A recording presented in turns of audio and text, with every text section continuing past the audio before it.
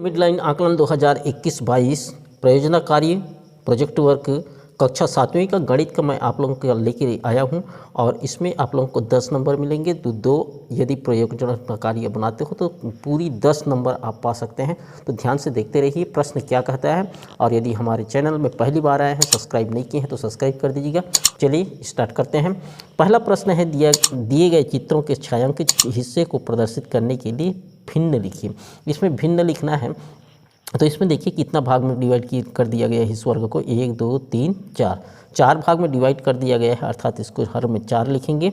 और कलर कितने भाग हुआ है, 1 भाग कलर लिखा हुआ है, अर्थात 1/4। इसका भिन्न रूप कितना हो जाएगा, 1/4। इसमें देखते हैं 1 2 3 4 5 6 7 8 9 10 11 12 13 14 15 16, अर्थात इधर ऐसे गिनने की कोई ज़रूरत नहीं। इधर देख लीजिए 4, इधर देख लीजिए 4, 4 चौक 16, 16 भाग में ये डिवाइड हुआ है, बांटा गया है। और कितना भाग कलर है, 1 2 3 4 5 6, 6 भाग जो है कलर हुआ है। तो 6 भाग कलर हुआ है, अर्थात ये हो जाएगा 6/16 हो जाएगा।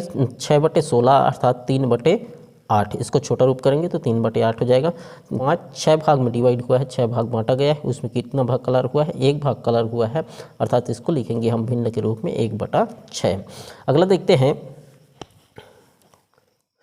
चौथा है 1 2 3 4 5, 5 भाग में ये इसको बांटा गया है और 2 भाग कलर हुआ है, अर्थात कितना हो जाएगा 2/5। और ये जो है 1 2 3 4, 4 इधर 4 इधर, अर्थात 8 भाग में बांटा गया है, उसमें कितना भाग कलर हुआ है, 1 2 3 4, 4 भाग कलर हुआ है, अर्थात ये इसको हम सरल रूप में लिखेंगे तो 4 एकम 4 और 4 दूने 8। ये 4/8 इसका भिन्न रूप होगा, या 1/2 भाग भी। कोण और भुजा के आधार पर त्रिभुज के प्रकार बताइए। कोण और भुजा के आधार पर त्रिभुज का प्रकार देखना है तो पहला है, देखिए पहला ये कोण के आधार पर लिख लेते हैं और दूसरा भुजा के आधार पर। कोण के आधार पर ये कौन सा है, समकोण है, समकोण त्रिभुज है, समकोण त्रिभुज। और यदि भुजा के आधार पर देख लेते हैं तो ये दोनों भुजा जो है क्या है, बराबर है, ये बराबर का चिन्ह लगा है, अर्थात ये दोनों क्या है, भुजा बराबर, जिसका 2 भुजा बराबर होता है उसे समद्विबाहु त्रिभुज कहते हैं, समद्विबाहु त्रिभुज। ठीक है, दूसरा चित्र देख लेते हैं। दूसरा चित्र ये जो है, इसमें देखिए 1 2 3, अर्थात कोई भी भुजा बराबर नहीं है, अर्थात ये भुजा के आधार पर हो जाएगा विषमबाहु त्रिभुज, विषमबाहु त्रिभुज। एक भी भुजा बराबर नहीं है, विषमबाहु त्रिभुज कहेंगे। और यदि कोण के आधार पर देखें तो ये एक कोण समकोण है, अर्थात ये समकोण त्रिभुज ही होगा, समकोण त्रिभुज।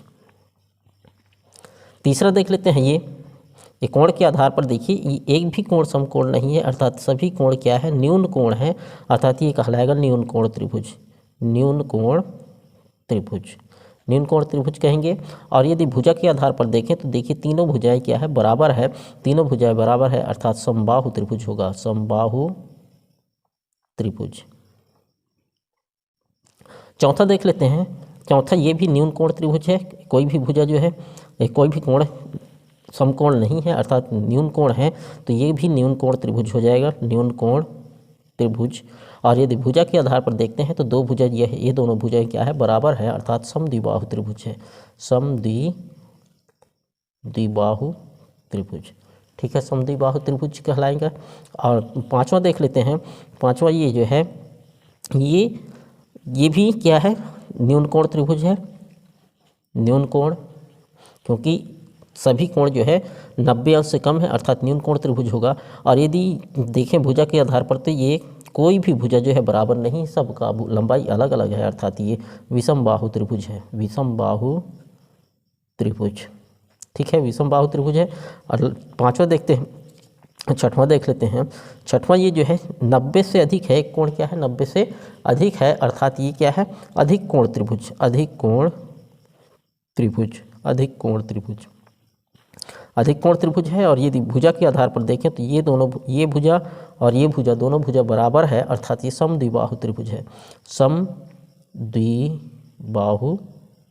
त्रिभुज। और सातवां देख लेते हैं। सातवां जो है ये भी देखिए, ये कोण जो है 90 अंश से अधिक है, 90 अंश से अधिक है अर्थात अधिक कोण त्रिभुज हो जाएगा, ये भी अधिक कोण त्रिभुज। और यदि इसका भुजा के आधार पर देखें तो ये भुजा तीनों भुजा जो है अलग अलग लंबाई की है, ये छोटा है उससे बड़ा, ये सबसे बड़ा है, अर्थात ये विषम बाहु त्रिभुज है, विषम बाहु त्रिभुज। इस तरह से हम कोण के आधार पर और भुजा के आधार पर हम त्रिभुज का प्रकार बता सकते हैं। निर्देशानुसार लिखिए।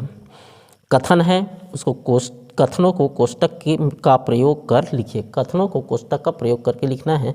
तो पहला कथन कहता है 12 के 15 गुणा में, 15 के 12 गुणा में, तो 15 लिख लेते हैं, 12 के गुणा, 15 के 12 के गुणा, ये गुणा हो गया, कोष्टक बंद कर दीजिए, में 15 के 6 के गुणा, 15 के 6 के गुणा कर दिए, के गुणा का भाग 2, इन दोनों का क्या कर देंगे, ये भाग देंगे, तो ये कोष्टक का प्रयोग हो गया। दूसरा कथन 108 के 5 गुणा, 108 के 5 गुणा में से, 108 के 5 गुणा, 108 के 5 गुणा, 108 के 5 गुणा में 108 का चौगुना, 108 लिख लेते हैं, 108 हो गया, 108 का चौगुना अर्थात 4, 108 का चौगुना 4 से गुणा हो जाएगा, चौगुना में घटाओ, ये घटा देते हैं, 108 के चौगुना में क्या कर देंगे, घटा देंगे। तीसरा है 5 और 10 का योग, 5 धन 10 का योग, योग मतलब जोड़ना, 7 एवं 3 का अंतर, 7 और 3 का ये अंतर कर दिए, तथा 8 एवं 25 के गुणा, 8 एवं 25 के गुणा, 8 एवं 25 के गुणा का आपस में योग किया जाए। ये बीच में जो है जगह रखना, क्योंकि कुछ भी बोल रहा है योग करने के लिए बोले रहेगा, गुणा करने के लिए तो चिन्ह लगाते बन जाए, तो आपस में योग किया जाए, तो ये हमने क्या कर दिया, योग कर दिया। चौथा प्रश्न है उसी तरह से 8/27 में, 8/27 में 2/3 और 7/15, 2/3 और 7/15 एक साथ है कि योगफल 2/3 और 7/15 के योगफल में का क्या कर दिया जाए, भाग दिया जाए, तो इस तरह से भाग दे देंगे। और लास्ट है 8.45 तथा 5.67, 5.67 के अंतर, ये दोनों का क्या करना है, अंतर में 2.3 एवं 4.2 एवं 4.2 के योग का गुणा किया जाए, इन दोनों के योग का क्या करना है, गुणा किया जाए। इस तरह से पहला, दूसरा, चौथा जो है आप लोगों के बहुत ही आसान है, इस प्रयोजना कार्य को आप बना सकते हैं। तीसरा प्रश्न जो है आप लोगों को थोड़ा दिक्कत होगा, क्योंकि बहुत सारे पत्तियां कलेक्शन करना होगा, यदि वो दोनों बराबर हुए तो सम्मिलित होंगे, नहीं तो नहीं होंगे। तो इस तरह से आप लोगों ये 2 प्रयोजना कार्य जो है लिख करके आप पूरे 10 में 10 अंक जो है प्राप्त कर सकते हैं, और ये अंक जो है आपके प्रगति पत्रक में जुड़ेगा, इसलिए सावधानी के साथ यही प्रयोजन कार्य को करें।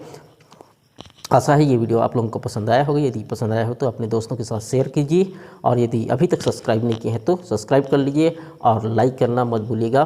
Thanks for watching.